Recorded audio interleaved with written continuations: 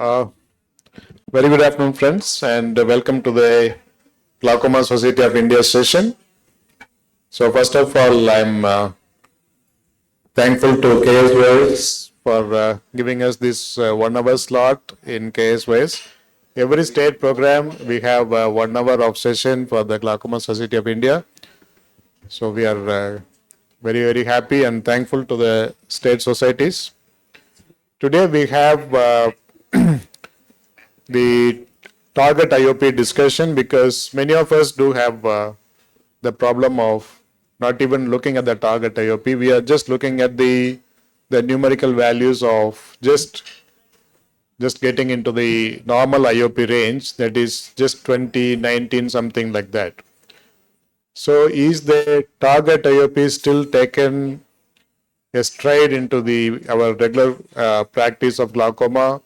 We are still not having that the target IOP concepts yet. Of course, some of us are really using it, but many of us are not using it. The one thing is we are not focusing on the staging of the disease as of now, mild, moderate, severe, and advanced stages. So we have to start staging the disease so that we can understand this concept of how much is good enough. So that is what is called as a target IOP. So we will just have the case presentations, and we wish to have the panel has already come in, so I'm quite thankful to the panel as well here. And it is not for us alone, the panel alone. All of you can really participate. We have all the senior glaucoma society faculties are here. So I'm just going to request Dr. Sweta to do the case presentations, and we'll have the discussion done. Okay, Sweta, over to you. Yeah.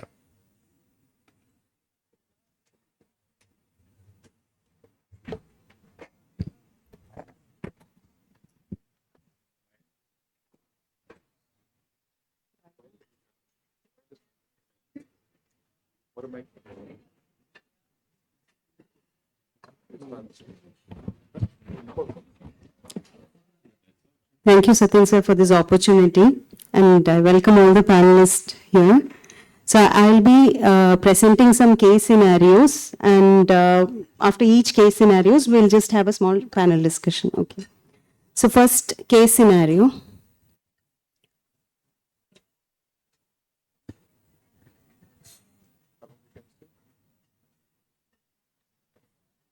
So here the cases are arranged in such a way that we go systematically from the like family history, personal history, OCLA history, then go into the examination. So we have a 32-year-old lady who came for the glaucoma evaluation because she gives a history of glaucoma in her elder sister. So she came for to check whether she has glaucoma. So her personal history, she was going to the gym and she was doing moderate weightlifting exercises, taking health drinks, supplements and protein powder. And there was no other significant OCLA history, treatment history or any systemic history. On examination, her IOP in the right eye was 30 millimeters of mercury and left eye 28 millimeters of mercury, and her CCT in the right eye was 610 and left eye 605. She had open angles in both eyes, and this was what her fundus looked like. So there was a couple of just 0.2 to 0.3 in both eyes, and her OCT of the right eye, OCT in the left eye, which was almost normal, and visual fields in right and left eye done in octopus fields, showing normal fields both eyes. And we did a diagonal IOP charting, and 8 AM IOP was 30 and 28, and you can see that right eye had a maximum of 30, minimum of 22 at 4 PM, left eye 28 and 24. So I would like to have a discussion on this. Would you like to treat the patient, or how do you go about when you have such a case? Thomas, start with you. You want to go back to the history part? You want that other slide? Okay. I think I've got it. It's basically a 30-year-old gym goer using supplements and a thick cornea, positive family history. And here you would discount some of the IOP for the corneal thickness, though we do not have a good algorithm to actually predict the exact IOP. But the DVT 30 to 22, that's a big range. So this is at risk, and nearing 30, it's not just glaucoma you're worried about, you can have vascular occlusions also.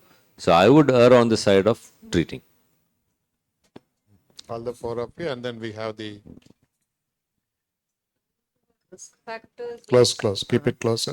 risk factors like young age, IOP is on the higher side, but the negatives are like she's having a thicker cornea, a positive history, family history is another positive sign. Was a BP recorded is one, and then her like she's into gym. Like I thought morning only her IOP is 30, like after her drinks and everything.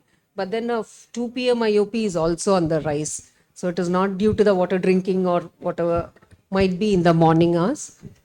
Since the variation is more than 6, 7, 8 almost.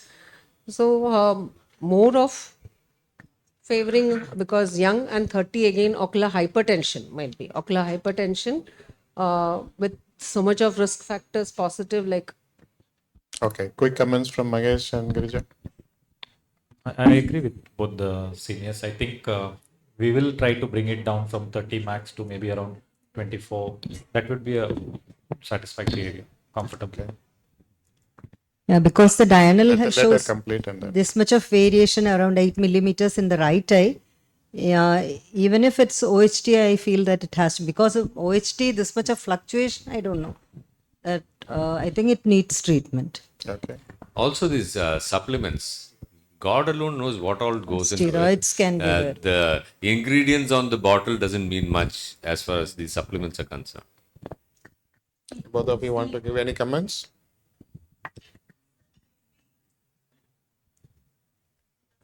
History which we take may be an ocular hypertension, so may not be a glaucoma. So most of the time, if you trace maybe the father or whatever family member is maybe an ocular hypertension, so that needs to be checked. All right. seal in the left eye. Is there a thinning and can we go and do a This is a left eye. Yeah. 10-2? See how thick it is. 4. Okay. Like what you go for ERG? There's no doubt that this is only an ocular hypertension. Now the question is this risk enough for us to warrant starting treatment? That is exactly, I was just trying to pull all of you towards that. Yeah. The So- risk of treatment versus benefit from treatment. That is where we are. Right. So now, just we had the classes yesterday and even today we had the ocular hypertension, how to treat and what not to treat. So in this scenario, if you see, one is definitely the CCT is thicker. So we always feel converting the CCT to XYZ and then bringing down the IOP to 20, 21, something like that, and we don't want to treat. That is one concept. The second is on the family history, the proteins and the diurnals. So is this enough? The history is enough and the diurnal, is it enough for you to treat the patient or will you just wait for it? Is the history enough with the IOP alone for you to treat? So you all said the diurnals having fluctuation and the CCT is higher, so it gets kind of nullified to an extent. The protein rings, we don't know whether that is going to cause something. Is the gym is going to cause that much of a change? Is that a true statement that we want to make saying that this patient I will treat? What else do you think you need to have?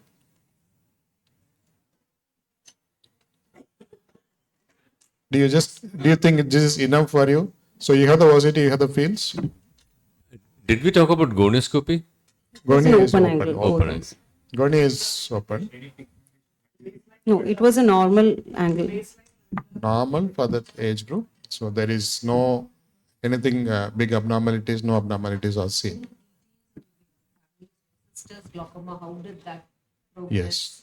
The progression in the family is one another indicator for you to have. the progression wasn't seen much, and the OCT and the fields, there is not much of a change that you could appreciate. Fields, of course, you may not be able to appreciate much in ocular hypertensions, but OCT also, again, like what you said, ERG could be one of the things that you can look at. When the cells are under stress, you may want to treat that. You can definitely look at the ERG. The other one is the fluctuations, and then we cannot just treat just like that. We may have to see over a period of time whether this patient also has a kind of a progression. Family history also helps. But there is no certain rule that you should not treat when the IOP is having the 30s and having that much of a fluctuations also. There is no, this is the right way, but only over a period of time, this patient will give us an idea how we really want to take the patient. Sometimes we may alter the treatment over a period of time, but that is what we need to understand. There are different scenarios can be seen in the same patient. So, can we stop the steroid supplements and just have a look also? Who said it is steroids? Oh, Could be. We are just saying it is only a protein drink. We don't know how much of a mixtures that the patient has. But by just stopping, if we are not going to see any change, then we are not going to look at anything. We are biased in saying that all the protein drinks that have the steroids. We don't know. Maybe there, may not be there. I mean, we don't know if something has been added to it. We don't know. Anyway, other thing is gym goer, isometric exercises. Would you advise her on that? See, the exercises part of it is it's always in the gray zone. Whatever we understand from the exercises, the so-called the breath holding exercises, or how many minutes they do, how they do, is it they do it regular basis, and how much of an influence it has, all are in the gray zone. We don't have any clear-cut evidence, but of course, we have the pranayamas upside down every day for so many hours or minutes. It may have an impact. But just like that, calling, okay, he is doing the breath holding exercises, it is going to show up that much of a change, we really don't know that. So we are just giving a different scenario, so we need to understand all these things needs to be taken for consideration when you are treating the patient with the glaucoma. If the same patient, if she had a CCT of 490 and 486, what will be your answer? definitely treat. Yeah. So this is obvious, very clear cut. 30-28, definitely will have the treatment done. But the concept was 610 is in our mind that once you have a higher CCT, we will not treat. So that is there we are kind of, we need to change our mind. Going to the next case scenario. So this is a 62-year-old male who had a moderate POAG and his baseline IOP is 28 millimeters of mercury, and there is no other significant family history or treatment history. He was started on latanoprost eye drops and reviewed after 3 weeks. His IOP was 26 millimeters. This is a normal scenario which we generally see. So what is the target IOP and what next is what I want to know. Yeah. Can start from you. You want to go back one slide so that, yeah. The baseline is 28 and in 3 weeks it dropped only to 26 millimeters on latanoprost eye drops. 62-year-old male with a moderate POAG. Then there is no significant history, but initial IOP is very high, so you need at least a 20 to 30% reduction in the IOP. Will you go with the percentage reduction? So 30% is say 3 millimeters, right? Or how much it will be? Like 7, yeah. 6 to 7 millimeters. But How do you exactly 10%, set the target 10% is IOP? 2.8. Yeah. 2, say 3, least 3, 9. So 9, that is approximately 9 millimeters. So 19, approximately 19. But So 30% is approximately 90 millimeters of mercury. with the prostaglandin, it has gone down only 2 millimeters. Now, this is the scenario for you. So the target IOP It is not for me. It is the scenario. The patient has come back to you with this. The target IOP is around 18 to 19 millimeters, but it has come down to 26 only. So less than 15 to 20% Just reduction keep your means mics a little closer. Yeah. you need to switch the prostaglandin. You need to switch to either a So your concept is you are looking at 30% IOP drop, yeah, and the you latanoprostadapine feel that it is reduced only about say 2 millimeters. 2 millimeters and then reduction is insufficient. you want to what I next? You want to switch it to the a better prostaglandin or a combination of So do you beta want to blocker say a plus. better prostaglandin or another class of No, prostaglandin? I'll go to a combination of beta blocker and either dorsalamide or Okay. What about you? trimethyl. I think I would start with the beta blocker. If there is no other side effects, like now the contraindication for the patient, and call and see how much it is reducing, whether this is acting or not. And then only if it is not, then we can think about the combination. Or we can also to the other version of the prostaglandin, like the bimetoprost or the travoprost could be tried. Yes.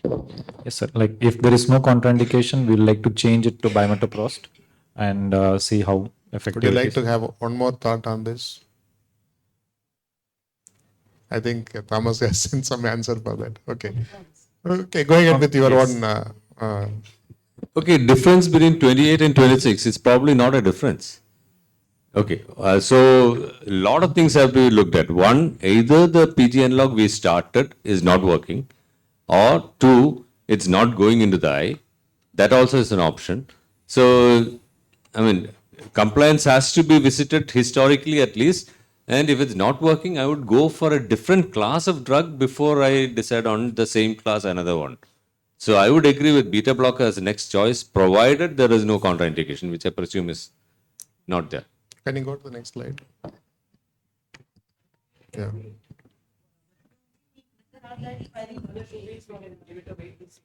How long does PG analog take to? But you should see a diff by this time. If compliance is not an issue, could we wait another 2 to 3 weeks and see? Yes, yeah. And then add a beta blocker now that we have started a latin. Nothing is wrong in glaucoma. Everything is accepted. You can instruct further NLD occlusion also in the next 2 weeks and then call back and see.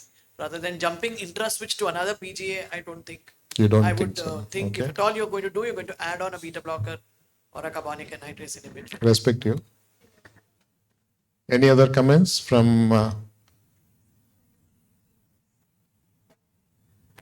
To what extent the field changes are there, we don't know. We classify this Moderate. patient as a moderate primary open angle glaucoma. So field changes are based on that. Whether she is using generic this latanoprost, or is it potency of the drops she is using, we have to consider. She is using generic. She is using generic because we do start with the generics so that we are not burdening the patient with economically to start. The patient is on a generic latanoprost. We have to consider changing a brand of the. Okay, you would like to change the brand of the latanoprost, okay? So one thing is wait and reassess. As you are mentioning that you feel the 3 weeks period is not enough for a PG analog to work. That is not the correct way, because definitely the PG, it may not work on the day one, but 3 weeks is a reasonable time for the PG to work. Only thing is we may not see the maximum potential of the PG by 3 weeks, but usually maximum potentials will come within 6 to 8 weeks. But you will have the reasonable reduction, not only by 2 millimeters. So only thing what we are looking at is the patient compliant, or is the drug is completely not working? These are the two main things in that. The patient is compliant, then it is completely not working. Not on the side of whether the medication we want to wait for another 3 weeks to see, that is not going to be there. So in this case, switching to another PG is another option, one option, and completely changing over to another group of or another class of drug like timolol is also a choice. It depends upon how good his patient is going to be, the compliant patient. Why you were not willing to do an SLT in this patient? Mahesh immediately said SLT he'll do. Yeah, given an option, yes. I was thinking only about the medications, whether change has That to is be. the reason why we didn't show this slide first. I didn't know about the options that's going to be available. Yes, if it's in my hands, like, yes, I'll give a trial of 180-degree SLT. What about like Thomas and Availability of the machine. Always. you are one of the richest hospital in Kerala and you are saying availability is a problem for you. Yeah? I also don't. He is also working in the one of the richest hospital in Kerala, yeah. So say one is availability if you think is an option, but I want you to understand the SLT is a great option in a primary open glaucoma with a moderate stage. 28 is the perfect IOP levels, that is 21 to 28, 29 was the one which we have taken for the trials. So that is the perfect scenario where you can take up the patient for an SLT. It will work. SLT will work provided that you have done a proper SLT. 360-degree SLT if you have done, it will definitely work. No need to think about whether SLT is going to work or not. It is equivalent to 1 PG analog where you can reduce the IOP by 30 to 35%.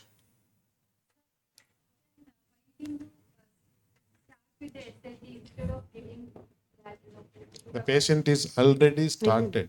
No, we have started actually. So the scenario is patient is already started. Availability is a problem.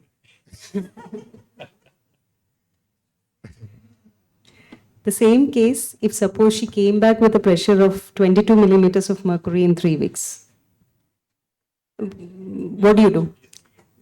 Instead of 26, she came back with 22. This is we are same patient. Same we are giving patient. the another scenario. If the patient has come back with the 22 So do you IOP. wait or do you add? The 28 to 22 sounds. 28 to 22. That sounds like a dip in the IOP. So I would still wait. And now the next question that I'd like to ask is: you said moderate glaucoma. How close to fixation is the field loss? This is only one superior half is gone. Superior half is gone. Not superior half. Center. Superior arcuate. Superior arcuate about 10 was degrees of fixation. The diagnosis is based on the visual fields for the moderate primary open angle glaucoma. It was not So close take About it 10 that way. degrees of fixation. Yeah. So you got time. Then you can wait. Wait for 6 weeks. No, wait. Okay. Wait for 6 weeks. Now that option of SLT is there, I can give 180-degree Okay. SLT. So now the scenario is 22 IOP. You want to wait for the IOP to drop. In case if you are waiting for another 3 or 4 weeks time, so we are expecting somewhere around say 8 weeks approximately to get its maximum IOP levels. So how much do you really expect? And in case if you are expecting, is that you are reaching your target pressures within that levels? Actually, we've reached 20% down. We have officially reached the minimum of the target pressure.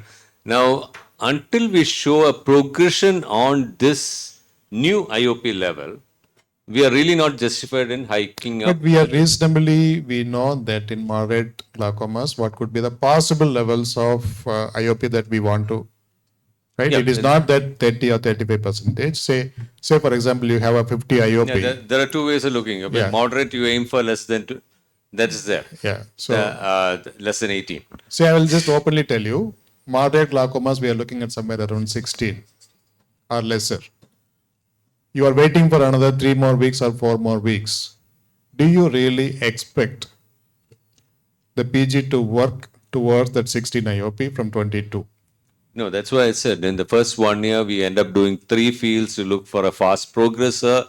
This is far away from fixation, so I would still be willing not to expose a fellow to more side effects, to wait and see if there's any sort of progression. Not for progression, but we know initially itself, are we really achieving the IOP levels of what we wanted? Mahesh? Sir, I want to put it other way. Suppose 28 is what we started with, and if we keep the target pressure somewhere at 16, so no, is it advisable to just start with a single AGM with PG analog, because anyways 30% reduction is not going to reach there. So to start with itself, should we give 2 medication like a PG Now analog? the scenario is over. The patient is on medication. Okay. We have achieved 22. Will you be able to achieve 16 No. by waiting for another 3 no, more weeks? No. Okay. Add a beta blocker. Add a beta blocker. Even you will add a beta blocker. What about all the 3 of you? Add a beta blocker, add a beta blocker, add a beta blocker. Yeah, combo drug you want to go with. All right. Okay, the thing is, when you already have your first AGM, you usually get your 30% down. When you add it as a second one, you get only around 20 at best. And the third one, you're going to get only around 10 at best. So now, actually, not just one beta blocker. I think you need to add 2. But the prostaglandins, when we use it for the first time, it is not that it's just 30%. It can reduce even more than that. Yeah. So Go to the next it's slide. nothing wrong in it's the next scenario, sir. It's the next scenario. I want you to answer this. But next slide, I said. Next slide is the next scenario. Next. Okay. One missing slide. Okay. So with the 22, and if you want to really achieve 16, I am just trying to drag one more or 2 more procedures in this. Would you like to add your medication? Would you like to add an SLT? Would you like to go for a MAGS procedure? Again, back to the panel. So medication with SLT. Medication plus SLT. There is a significant cataract, go with MIGS. Oh, that's wonderful. Okay. That's nice scenario actually. That's a perfect scenario. Yeah. Medication plus SLT if available. Medication plus SLT. Audience, you have anything you want to ask for? Because I'm just trying to give you how the glaucomas can be, though it appears to be very simple, but how you can really take the things for considerations. Yeah. You said SLT, you said mix. You for your SLT for you? SLT would be an option. Yes, madam. Let's hear from her. Yes, madam. Yes, madam. You can use the mic, please. Do a surgery, MIGS. You want to go with the MAGS? All right. Okay. So there's no one right procedure in this. You can add a medication. You can look at going in for an SLT as an add-on. And you can go for an MAGS if provided the patient has a cataract and you know how to do the MAGS.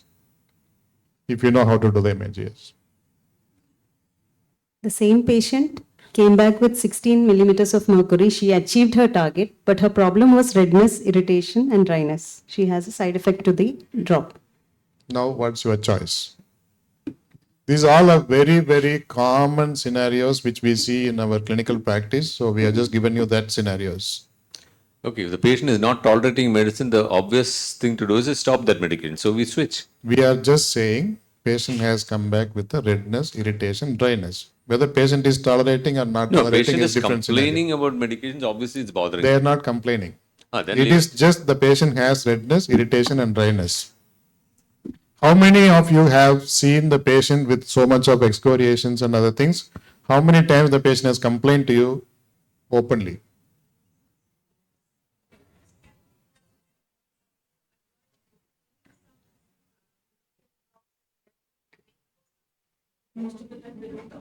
Switch to preservative free.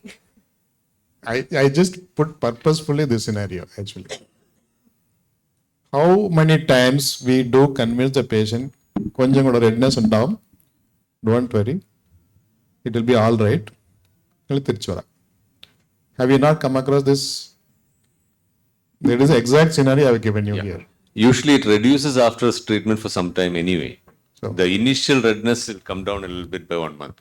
so now the Kerala wants to know how will you treat this?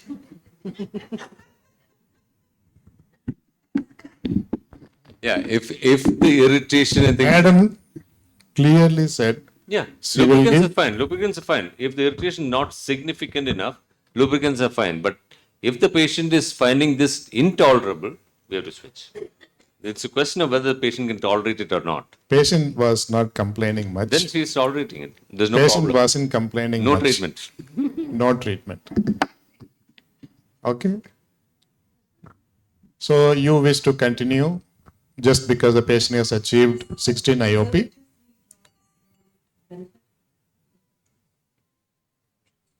You have the scenario there.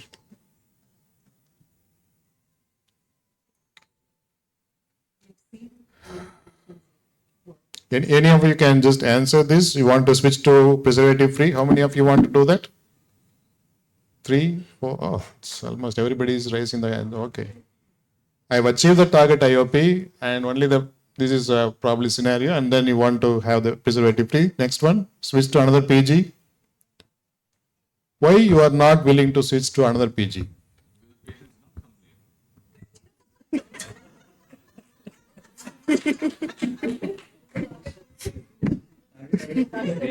Target IOP.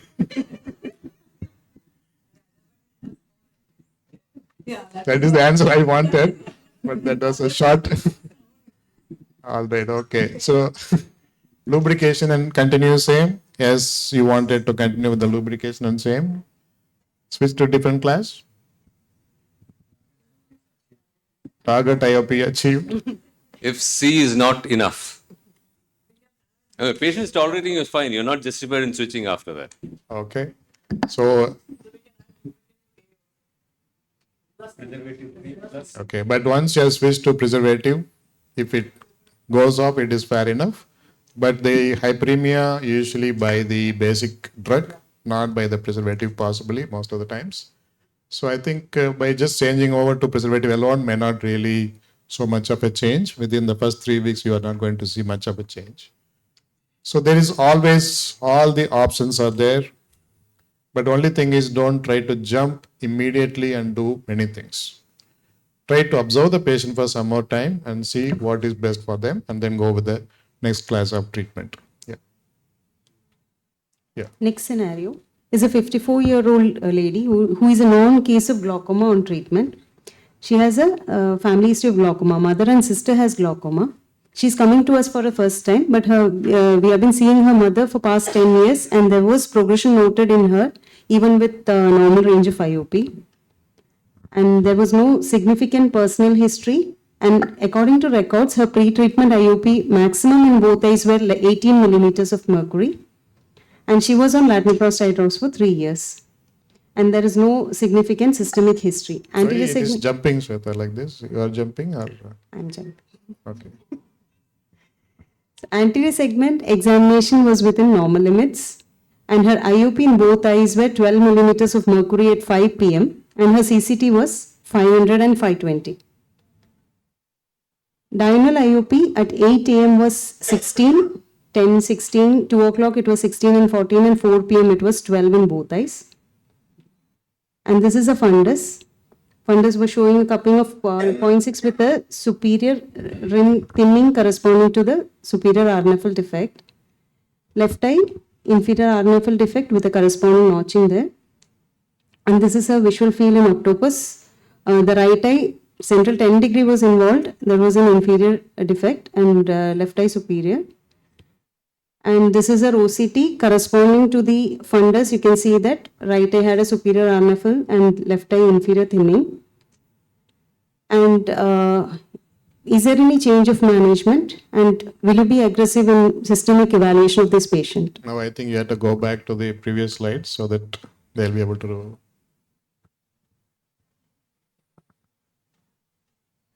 Not the previous case.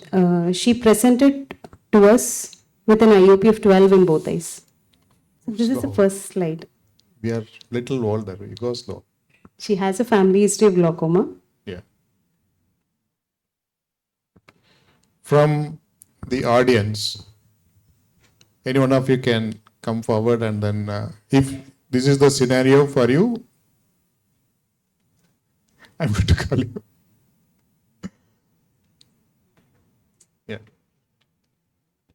So she's already on treatment with what medicine? Prostaglandin. One drug. One drug.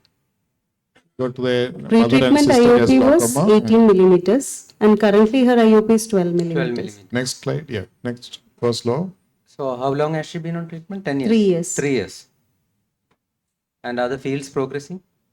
It's her first visit to us. We do not have any You don't have records the with old us. records. This is the pre-treatment IOP was 18. That is what is been recorded. Next one.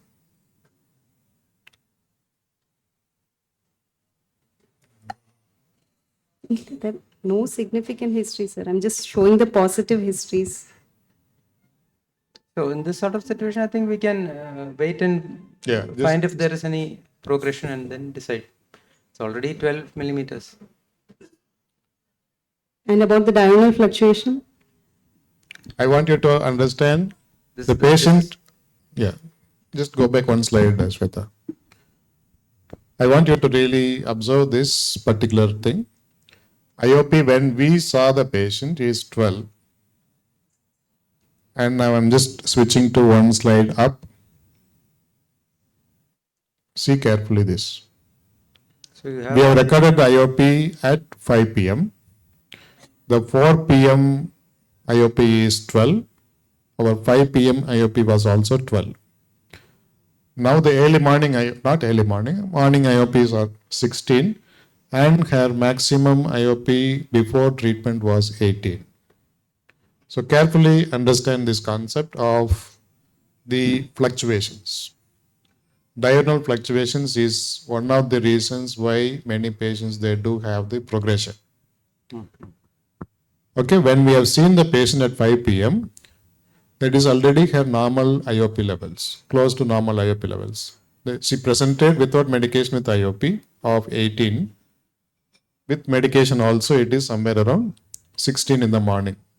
So would you really like to say that whether the medication is really working for her, or is that the medication is completely not working?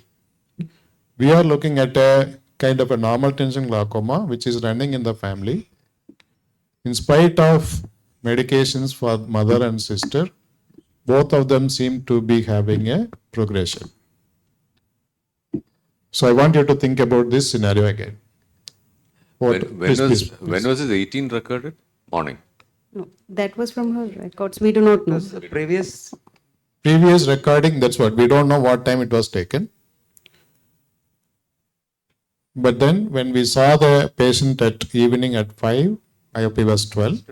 Previous fields. No, sir. No records are available. We have only this IOP and her treatment drops. This is again a very common scenario that you come across in your clinical practice. But what I'm saying is, it is just not enough for you to have the IOP levels of pre-treatment IOP levels just recorded. But if you have the time of recording, that is again critical for us to understand. And also looking at the diurnals when we have the patient whose family history, mother and sister having the disease, NTG, and they showed a little bit of a progression in spite of the medications. So again, when we do the diurnal and we have this kind of a scenario, so what will you do now? Because definitely there is if you are looking at an NTG and maximum IOP of 18, and with this kind of a fluctuation, what is the kind of management you will go for? It is not uncommon because we have, if you really look at the IOP levels, at least when the first time presentations of the patient, only about 65% of them they present with the higher IOP levels. The 35% of them will present with the normal IOP range. So this is a very, very common scenario which we will come across. It is not that glaucoma is still considered as only the higher IOP is glaucoma. Now we have clearly understood close to 35% of them will have normal IOP levels, but then they present with glaucomatous change. So that is what we call it as a possible normal tension glaucomas. So over to the panel again. Any other risk factor systemic like obese, That is a very general question that you are asking. Can you ask something sleep specific? apnea? Shweta, sleep apnea. Before all that, we still don't have a field. We do a field. Okay. We have a field. And see fields we have shown you. Feels close to fixation is there. In the left eye and the right eye both. This is a G program. I would like a more concentrated macular program, preferred, or a 10-2 at least, before I say it's threatening fixation. That's the one thing. And the other thing This is, is- okay, NTG you- always we need to show a progression before we go further, really. Okay. And of course, you can look for carotid Doppler and other historically for sleep apnea and things like that. Okay, but this is the typical scenario. This is how the patient is presented to you. Now, how will you treat this patient? For any history of hypertension. Any history of hypertension? She's not a hypertensive. Treatment of hypertension. Okay, you wanted to know Systemic antihypertensive. she is not hypertensive. One, Hypotensive episodes, syncope episodes. I don't think we have taken that, but she is not a hypertensive, so there is no syncopal history which we have taken. No, she may be on the other side. Hypotensive, you want to know. Okay, we don't know that. but then even her mother and sister also progressing with the same In spite fluctuation. of the treatment, the patient's mother and So sister, there is they are a still family having a history of progression. progression. Was any systemic risk factors found in the mother and sister? Sister had a history of migraine. Migraine. Migraine, Raynaud's phenomenon. So we have to really drive everything into that. So it is basically the Raynaud's phenomena that the family was going through, the migraine and other stuff. So we are still worried that the patient is having a fluctuation. One is blunting the fluctuation and also treating the family history of this migraine. And the Raynaud's phenomena is another factor which we need to consider. But how much is that Raynaud's phenomena or the migraine is influencing her disease progression? We have to see only over a period of time. It is not overnight we can come to any conclusions. So regular follow-up of visual fields and also on the OCT will help us to understand how this patient is progressing over a period of time. The systemic evaluation and the family history both will help us, and also the fluctuations also we need to see whether the medication is working or not. In this patient, I really don't know. I'll have to stop and see whether there is a medication's effectiveness is there or not itself. So that will also help us to understand the effectiveness of the medications. So we'll have to go stepwise. It is history, family history, personal history, the diurnals, everything put together only we can come to any conclusion in any given patient. It is not just one aspect that you concentrate and go ahead with your treatment. Yeah. And what if she develops a splinter hemorrhage suddenly? What if she develops a splinter hemorrhage suddenly? I mean, next, after 6 months when we see her. This is a scenario, but this she has put it as from other patient. But same patient, huh? Same fundus, sir. Okay, same. But hemorrhage has been added. Speech program has been used. Anyway, once I mean, there's no way to treat a splinter hemorrhage as such. So once it's come, more frequent fields and imaging for the next 3 months to see if actual progression has occurred. And it's said that splinter hemorrhage by itself, its disappearance and reappearance of a disappeared splinter hemorrhage is more significant. And says that it's uncontrolled. So that is a recurrent splinter hemorrhages are more so for you to treat the patient a little bit more aggressively. But many times to find the cause of a splinter hemorrhage is very difficult. Whatever you do, the carotid Doppler you do, MRA you do, cardiac evaluation you do, many times, at least in my practice, though I have done most of the things, but we have never had a clue of what happens to the patient.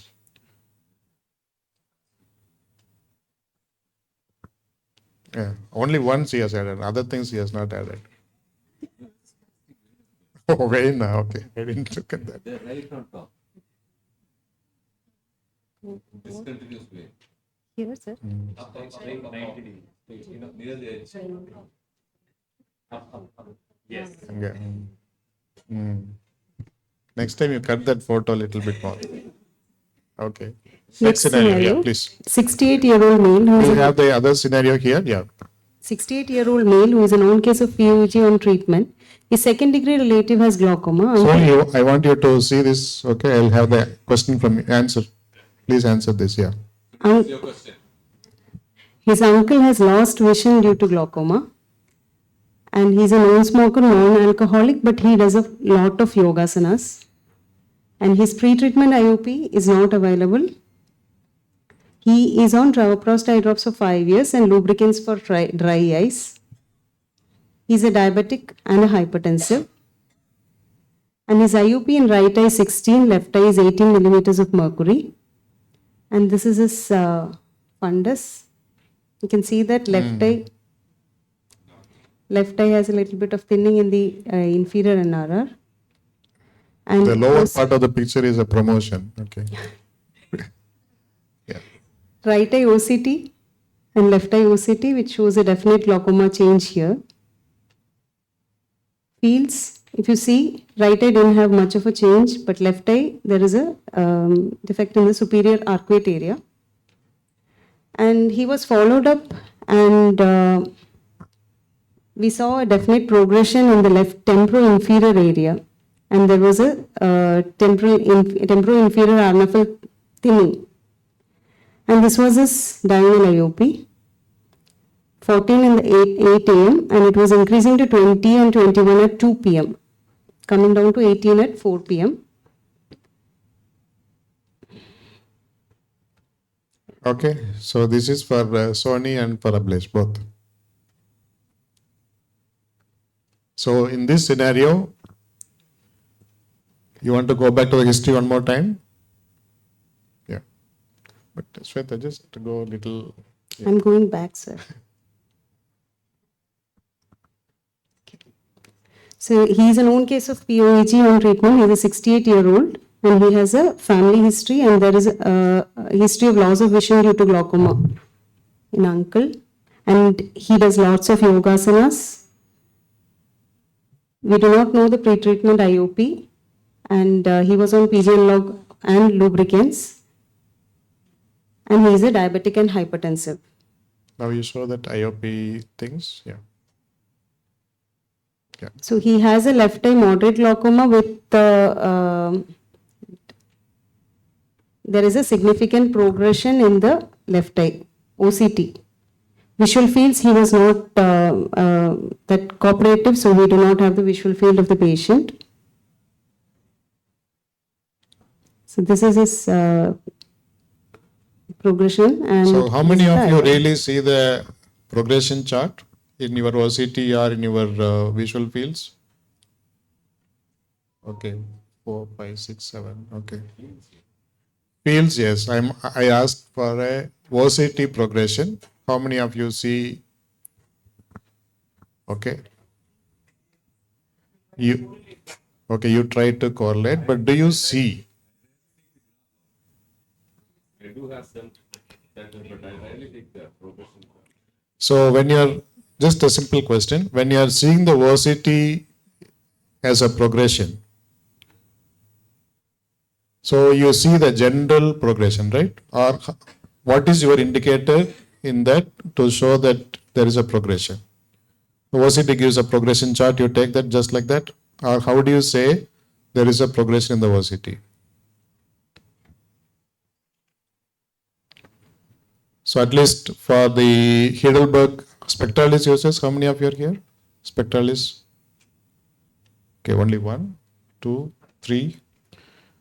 So how many times, even otherwise, how many of you have seen the progression specifically that you will have to see is, you have to go and click in your systems to understand how much is the superior or the inferior temporal regions that you had seen the progression, or is it the general progression that you have noticed?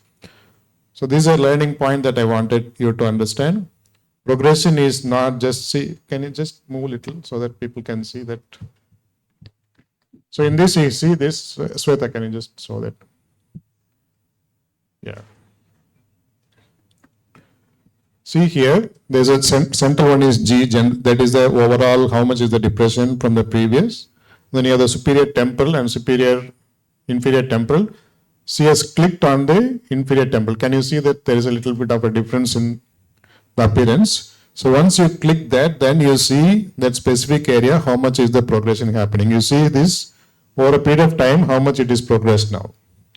So look for specific areas of progression, observe that in your fundus photograph, observe that in your visual fields, and then correlate. It is not just when you see a progression in the OCT, it is taken as a glaucoma progression. So that is a lesson that you have to take home today. So click, so you have to access your system and then understand how much is the progression happening. So can I ask a doubt? Yeah, please. So in a glaucoma suspect who doesn't have any field or any thinning, we are looking for any changes. Like how do we look for any progression changes in OCT if we have to do? I'm not sure whether I'm getting your point. You have seen that glaucomas- OCT you have seen periodically, and then you want to see how much is the progression. So you just go and click that. There is a progression. Can you see in the top? Yeah, do we have BMO to, area analysis, BMO overview, RNFL thickness progression. You just click on that, and then you will have this page opened up, and you can see the minimum rim width as well as on the RNFL areas. So if you have a doubt on the MRW, that is minimum rim width, you go click there, and then you will understand how much is the change happening, and also each area, superior, inferior, temporal, nasal, everything you can see. Same way, if you have a doubt, MRW is showing, but the RNFL is not showing. Try to look at the fundus photography as well as on your visual fields. It is not a single thing which you just see that and then come to some conclusion. It could have been just a hemorrhage or PRP would have been done. So you might see that as a progression. So you have to have the fundus photograph also. Fundus in correlation with the OCT has more validity. OCT and the visual fields also, all the three you have it, then that is possibly definitely there, it is there. So just seeing the progression is important, but how to see the progression is the thing which I wanted to drive in this. Okay, next one. So I think it's time now. Okay, we'll have quickly one or two questions. Yeah. So this patient, travoprost was stopped and SLT was done. IOP, both eyes, it was 16 millimeters. But then we saw that there was a little bit of blunting of the diurnal IOP. So the SLT and the trabeculectomy has a better IOP blunting. That is, the fluctuations can be almost close to normal levels. We can bring it down than the medication group of patients. That is one take home again. Okay, the next one is blunting the fluctuations is extremely important to prevent the progression of the disease, and also it helps in compliance because SLT you don't have to really apply medications or the surgery. Yeah, yogasanas, we need to understand again what kind of a yoga the patient is doing. You have to go a little deeper than just saying stop doing yogas. It is not a good advice. Ask them what kind of a yoga that is more of a breath holding exercises or upside down exercises that they are doing. Just understand and then you can advise them based on that. Just don't tell just like that. Yeah. Okay.